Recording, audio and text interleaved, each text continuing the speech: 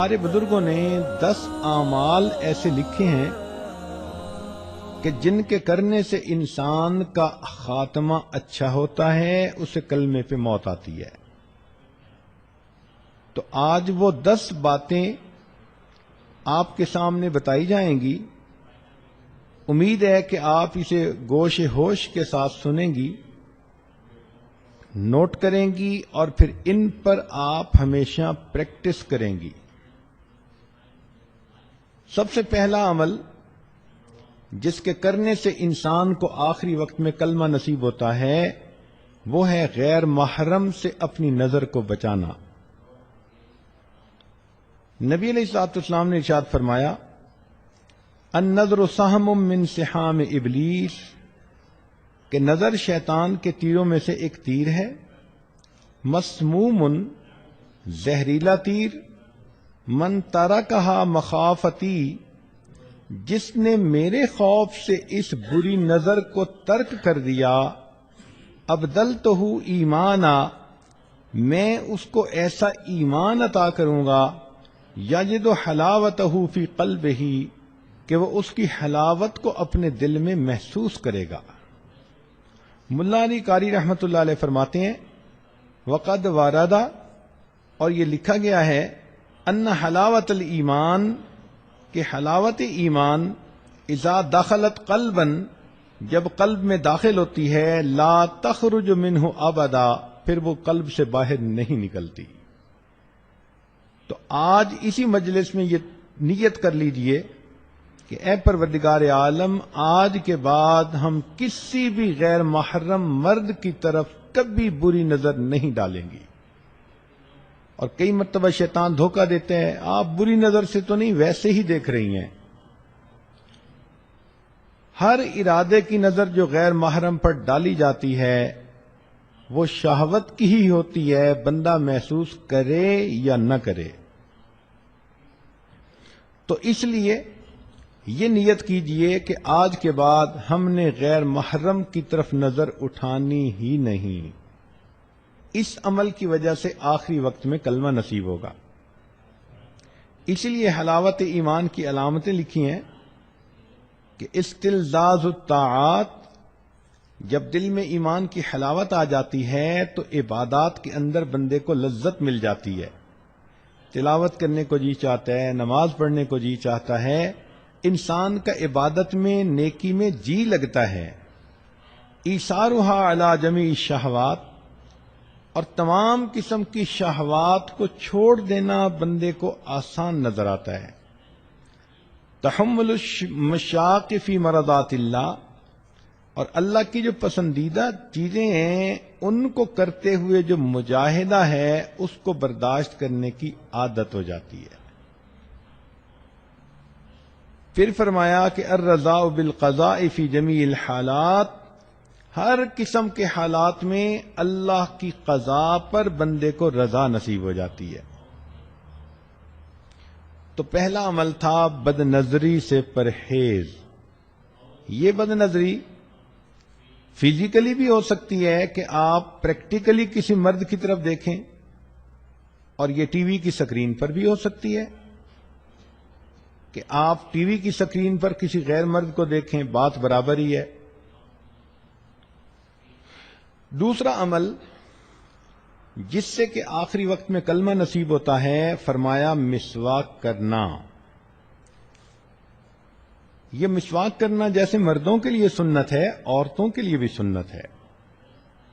علامہ شامی رحمۃ اللہ علیہ نے اس کا مسنون طریقہ بتایا کہ مسواک کرتے ہوئے 3 انگلیاں اوپر ہوں، چھنگلیاں نیچے ہو اور انگوٹھا سائیڈ پر ہو۔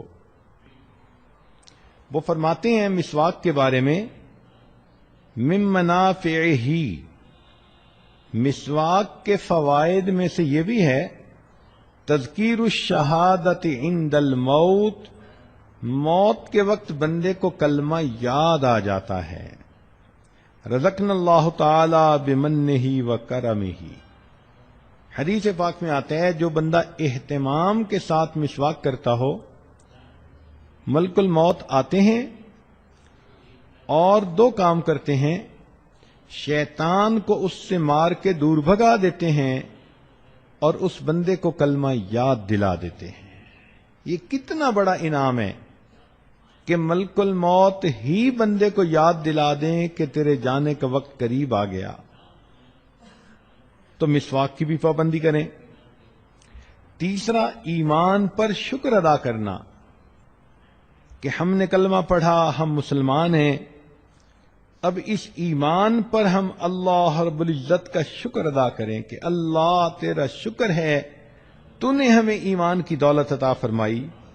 اس کی اصول یہ ہے لئن شکرتم لازیدنکم، اللہ تعالیٰ فرماتے ہیں اگر تم میری نعمتوں کا شکر ادا کرو گے ہم اپنی نعمتیں تمہیں اور زیادہ عطا کریں گے۔ تو جو ایمان پہ شکر ادا کرتا ہوگا اللہ تعالیٰ آخری وقت میں اس نعمت سے محروم نہیں فرمائیں گے۔ چوتھا عمل صدقہ خیرات کرنا۔ حدیث مبارکہ ہے، مشکات شریف کی روایت ہے، ان الصدقۃ تطفئ غضب الرب، کہ بے شک صدقہ اللہ کے غضب کو مٹا دیتا ہے، بجھا دیتا ہے، وتدفع میتۃ السوء، اور بری موت سے بندے کو بچا لیتا ہے۔ ملا علی قاری رحمۃ اللہ فرماتے ہیں کہ ای تمنع انزال المکروہ والبلاء فی الحال، کہ یہ عام حال میں مصیبتوں سے اور ناپسندیدہ احوال سے بندے کو بچاتا ہے، وتدفع سوء الخاتمۃ فی المآل، اور موت کے وقت بری موت سے بندے کو بچا لیتا ہے۔ تو صدقہ خیرات جتنا بھی ہو اللہ کے راستے میں کریں، اپنے خاوند سے اجازت لیں۔ ضروری نہیں ہوتا کہ ایک بندہ $10,000 نکالے تو اس کو صدقہ کہتے ہیں۔ آپ نے $1 بھی اللہ کے راستے میں اگر نکالا تو اس پر بھی صدقے کا ثواب ملے گا۔ حدیث پاک میں آتا ہے کہ قیامت کے دن کچھ ایسے بھی خوش نصیب ہوں گے، ایک مٹھی جو اللہ کے راستے میں خرچ کرنے پر اللہ ان کو جنت عطا فرما دیں گے۔ پانچواں، اہل اللہ کے ساتھ بیعت کا تعلق ہونا، قلبی تعلق ہونا، ان کی صحبت نصیب ہونا۔ اس کی وجہ یہ کہ اللہ رب العزت کے پیارے حبیب صلی اللہ علیہ وسلم نے فرمایا ہم رجال لا یشقى جلیسہم، یہ وہ لوگ ہیں کہ جن کے پاس بیٹھنے والا کبھی بدبخت نہیں ہوتا۔ اور بدبخت تو وہی ہوتا ہے کہ جس کو آخری وقت میں کلمہ نصیب نہ ہو۔ تو اس حدیث پاک سے بھی ثابت ہوتا ہے کہ اس تعلق کی وجہ سے اللہ رب العزت آخری وقت میں کلمہ نصیب فرما دیتے ہیں۔ حضرت مفتی محمد شفیع رحمۃ اللہ علیہ فرماتے ہیں کہ میں نے مولانا روم رحمۃ اللہ علیہ کا شعر پڑھا، یک زمانہ صحبت با اولیاء، بہتر از 100 سال اطاعت بے ریا، کہ اللہ والوں کی تھوڑی دیر کی صحبت 100 سال کی بے ریا عبادت سے بہتر ہے۔ تو فرماتے ہیں کہ میرے ذہن میں ایک سوال پیدا ہوا کہ اگر 100 سال کی عبادت سے بہتر ہے یہ کہتے تو ماننے والی بات تھی، مگر انہوں نے تو فرمایا کہ 100 سال کی بے ریا عبادت سے بہتر ہے۔ چنانچہ میں نے حضرت تھانوی رحمۃ اللہ کی خدمت میں عرض کیا کہ حضرت، یہ شاعر لوگ بہت افراط و تفرید کے مرتکب ہوتے ہیں، مجھے لگتا ہے کہ مولانا روم رحمۃ اللہ علیہ سے بھی اس پوائنٹ پر کچھ ایسا ہی معاملہ ہوا کہ انہوں نے فرمایا کہ اہل اللہ کی ایک لمحہ کی صحبت 100 سال کی بے ریا عبادت سے بہتر ہے۔ تو حضرت تھانوی رحمۃ اللہ علیہ نے فرمایا کہ اس شعر کو میں پڑھوں؟ جی حضرت پڑھیں۔ تو حضرت نے پڑھا، یک زمانہ صحبت با اولیاء، بہتر از 1,00,000 سال اطاعت بے ریا، کہ اہل اللہ کی ایک لمحہ کی صحبت 1,00,000 سال کی بے ریا عبادت سے بہتر ہے۔ تو میں نے کہا کہ حضرت 100 سال مجھے سمجھ نہیں آ رہے تھے، آپ نے تو الٹا 1,00,000 سال کی بات کر دی۔ تو پھر حضرت نے اس کا تحقیقی جواب دیا، فرمایا کہ دیکھو کوئی بندہ 1,00,000 سال کی عبادت کر لے، کیا اس کے پاس گارنٹی ہے کہ اس کو کلمے پہ موت آئے گی؟ میں نے کہا نہیں۔ فرمان لگے ہمارے سامنے شیطان کی مثال موجود ہے کہ اس نے زمین کے چپے چپے پہ سجدے کیے، لاکھوں سال اس نے اللہ کی عبادت کی، لیکن آخری وقت میں ہی اللہ کے دربار سے دھتکار دیا گیا اور یہ مرتد بن گیا۔ بلم باور کی مثال ہے، 300 سال اس نے عبادت کی تھی، لیکن آخری وقت میں اس کا انجام برا ہوا، قرآن مجید میں موجود ہے۔ تو معلوم ہوا کہ جتنی مرضی کوئی عبادت کر لے، انجام کے بارے میں کوئی گارنٹی نہیں دی جا سکتی۔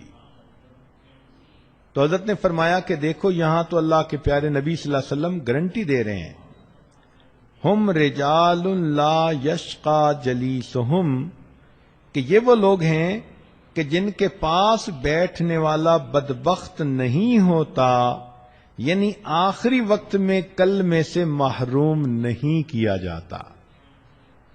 تو پھر تو ان کی ایک لمحے کی صحبت واقعی 1,00,000 سال کی عبادت پر فضیلت رکھتی ہے۔ چھٹا عمل جس کی وجہ سے انسان کو آخری وقت میں کلمہ نصیب ہوتا ہے، کہ اللہ تعالیٰ فرماتے ہیں کہ یحبہم ویحبونہ، اللہ ان سے محبت کرتا ہے، وہ اللہ سے محبت کرتے ہیں۔ آپ اپنی زندگی میں اللہ سے محبت کریں، محبت کی حرارت آپ کو دل میں محسوس ہو، اللہ کے لیے کھائیں پئیں سوئیں جاگیں، زندگی کا ہر کام اللہ کے لیے کریں، اللہ کو یاد کریں، راتوں کی تنہائی میں دعائیں مانگیں، لو لگا کے بیٹھیں۔ جیسے بندے کو محبت کی وارمنس فیل ہوتی ہے، ایسے اللہ رب العزت کی محبت کی وارمنس کو فیل کریں۔ ہمارے مشائخ نے لکھا ہے کہ جو شخص دنیا میں اللہ رب العزت سے محبت کرے گا، اللہ تعالیٰ آخرت میں اس کو اپنے دشمنوں کی قطار میں کبھی کھڑا نہیں فرمائے گا۔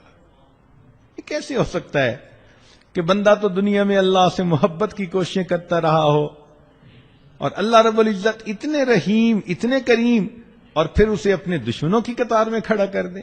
یہ ہرگز نہیں ہو سکتا۔ 7واں، گناہ سے پرہیز، زنا سے پرہیز۔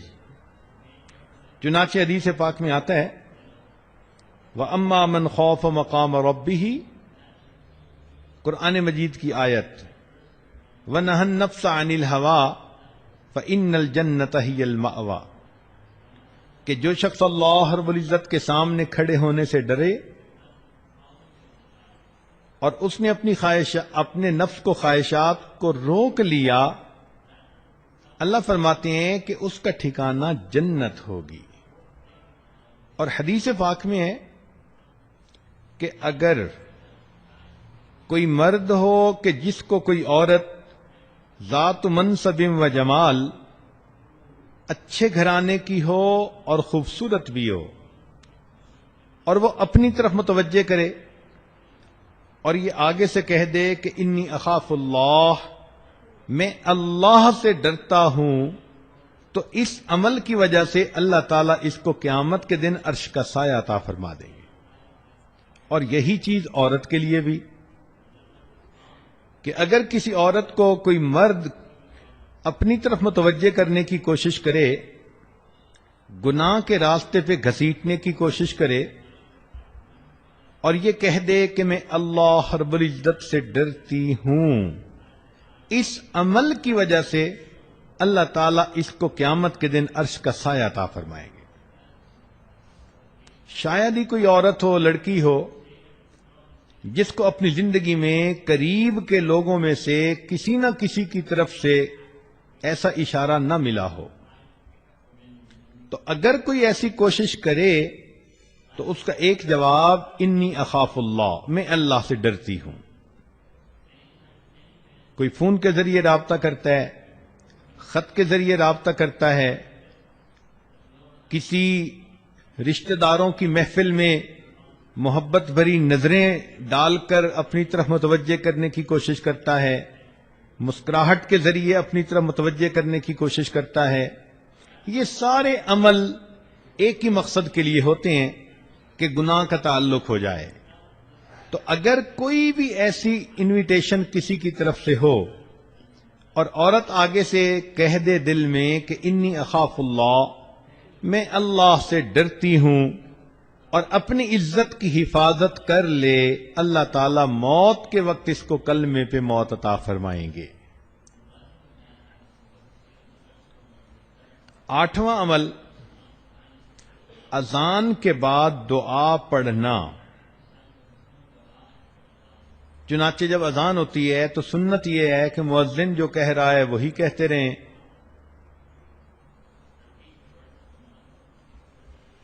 اور بعد میں پھر اذان کی دعا پڑھیں۔ بخاری شریف کی روایت ہے، نبی علیہ السلام نے فرمایا کہ جو اذان کے بعد یہ دعا پڑھے گا، حلت لہو شفاعتی، قیامت کے دن اس بندے کو میری شفاعت نصیب ہوگی۔ ملا علی قاری رحمۃ اللہ علیہ فرماتے ہیں، ففیہ اشارۃ الی بشارۃ حسن الخاتمہ، اس میں اشارہ ہے کہ اس کو موت کے وقت کلمے پہ موت نصیب ہوگی۔ اور حدیث پاک میں ایک دعا بھی ہے کہ جو آدمی یہ دعا مانگے گا تو اللہ تعالیٰ اس کو ایمان پہ موت عطا فرما دیں گے، اور وہ دعا بہت چھوٹی سی ہے، دن میں بھی مانگے رات میں بھی، اللہم بارک لنا فی الموت وفی ما بعد الموت۔ اللہ تعالیٰ سے یہ دعا مانگیں کہ یا حی یا قیوم برحمتک استغیث، کلمے کی کثرت کریں،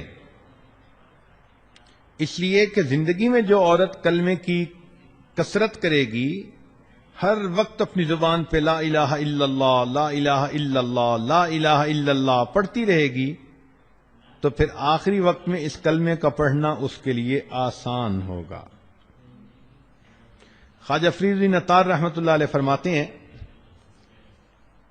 میں نوجوانی میں عطر کی دکان تھی اور میری ہزاروں شیشیاں ہوتی تھیں جن میں عطر پڑا ہوتا تھا۔ ایک دن بڑے میاں آئے اور آ کر میری ان شیشیوں کو بڑی حیرانی سے دیکھنے لگ گئے۔ میں نے کہا بڑے میاں کیا دیکھ رہے ہیں؟ وہ کہنے لگے یہ دیکھ رہا ہوں کہ تیری جان اتنی شیشیوں میں اٹکی ہوئی ہے، یہ کیسے نکلے گی؟ مجھے بڑا غصہ آیا، میں نے کہا کہ جیسے آپ کی نکلے گی ویسے میری نکلے گی۔ تو جب میں نے یہ الفاظ کہے تو وہ آگے سے کہنے لگے کہ اچھا بھائی میری تو ایسے نکلے گی۔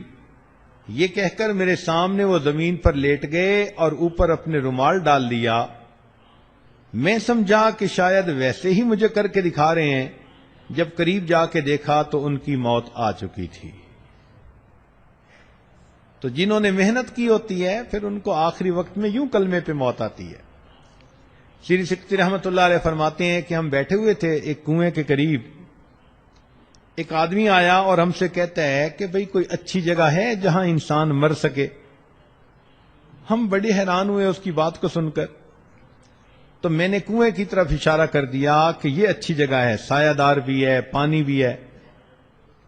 کہنے لگے ہمارے سامنے وہ بندہ وہاں گیا، اس نے جا کر وضو کیا، نماز پڑھی اور نماز پڑھ کے لیٹ گیا۔ کافی دیر کے بعد ہم اٹھے نماز پڑھنے کے لیے، تو ہم نے کہا چلو بھئی اس کو بھی جگاؤ، یہ جماعت میں شریک ہو جائے۔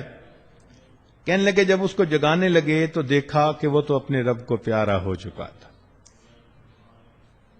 تو جنہوں نے نیکی پر زندگیاں گزاری ہوتی ہیں پھر ان کو آخری وقت میں یوں موت آتی ہے۔ تو ابو ذرہ رحمت اللہ علیہ کی بات ہو رہی تھی کہ ان کے شاگرد موجود تھے، آخری وقت ان کا قریب آ گیا۔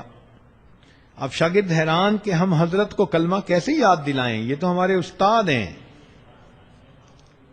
تو انہوں نے سوچا کہ جس حدیث مبارکہ میں کلمے پہ موت آنے کی بشارت ہے، ہم اس کی روایت پڑھتے ہیں ان کے سامنے تو خود بخود یاد آ جائے گی. تو انہوں نے وہ روایت پڑھنی شروع کر دی. جیسے ہی انہوں نے ان فلاں کی بات کہی تو کہتے ہیں کہ حضرت نے وہ حدیث خود پڑھنی شروع کر دی، اور پڑھتے پڑھتے جب انہوں نے کہا من کان آخر کلامہ لا الہ الا اللہ، تو الا اللہ کے لفظ کہنے پر ان کی روح نکل گئی اور وہ اللہ کو پیارے ہو گئے. علماء نے لکھا ہے کہ انہوں نے پریکٹیکلی دکھا دیا کہ جس کا آخری لفظ لا الہ الا اللہ ہوتا ہے وہ پریکٹیکلی جنت کے اندر داخل ہو جاتا ہے. 10واں عمل جس سے کہ آخری وقت میں موت نصیب ہوتی ہے، یہ دعا باقاعدگی سے مانگیں، ربنا لا تزغ قلوبنا بعد اذ ہدیتنا وہب لنا من لدنک رحمہ انک انت الوہاب. کہ اللہ ہدایت دینے کے بعد ہمارے دلوں کو ٹیڑھا نہ کر دینا. اگر دل ٹیڑھے نہ ہوئے تو یقیناً انسان کو کلمے پہ موت آئے گی. یہاں پر ہب لنا کا لفظ استعمال ہوا. ہبہ کا لفظ ہوتا ہے کہ بغیر استحقاق کے کسی کو کوئی چیز دے دی جائے. تو معلوم ہوتا ہے کہ یہ جنت بندے کے عملوں کی قیمت نہیں، اللہ اپنے فضل سے جس کو چاہتا ہے عطا کر دیتا ہے.